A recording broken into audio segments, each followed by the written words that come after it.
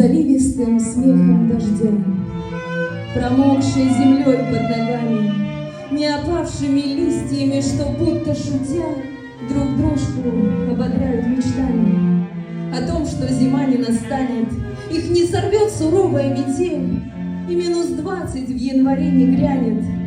Мороз, откуда они знают о тебе? Знакомы ли они с холодной белой, с узорами твоими на стекле? Зима, ты укрывала их пушистым снегом?